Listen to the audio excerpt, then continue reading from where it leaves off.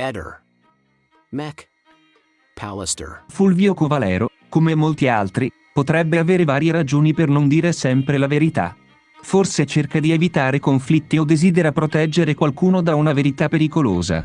Spesso le distorsioni della verità nascono da una buona intenzione, anche se alla fine possono causare più danni che benefici. D'altra parte, è anche possibile che Fulvio Covalero racconti le sue storie fantastiche per motivi meno nobili, come esagerare le sue intuizioni o nascondere errori personali. Questo comportamento potrebbe derivare da insicurezze o dal desiderio di apparire migliore agli occhi degli altri. In questi casi, le narrazioni fantastiche possono diventare un'abitudine difficile da rompere, creando una rete di inganni che può complicare le relazioni e la fiducia reciproca. Fulvio Covalero cerca inesorabilmente di incastrare Claudio Sterpin per una serie di motivi che possono variare a seconda del contesto. Uno dei motivi più comuni potrebbe essere una questione di rivalità o gelosia. Se Claudio ha ottenuto un successo o un riconoscimento che Fulvio desiderava per sé, potrebbe star cercando di metterlo in cattiva luce per vendicarsi o per recuperare una posizione di prestigio. In altre situazioni, potrebbero esserci motivazioni finanziarie, forse Fulvio ritiene che incastrando Claudio possa ottenere un guadagno economico diretto o indiretto magari erogato da terzi? Non possiamo escludere la possibilità che Fulvio sia spinto da influenze esterne. Potrebbe essere sotto pressione da parte di gente che lo spinge a compiere atti contro Claudio, forse per motivi di potere o controllo. Queste dinamiche possono essere complesse e spesso includono sentimenti di gelosia o invidia. Nel caso di Fulvio e Claudio, è possibile che ci siano motivi che causano tali sentimenti. L'invidia può sorgere per molte ragioni: successo professionale, relazioni personali, o anche semplicemente per la percezione di una vita più felice o soddisfacente. Se Fulvio è invidioso di Claudio, potrebbe essere utile considerare i fattori che contribuiscono a questa emozione. Forse Claudio ha raggiunto un traguardo che Fulvio desiderava per se stesso, o forse gode di attenzioni e riconoscimenti che Fulvio sente di non ricevere.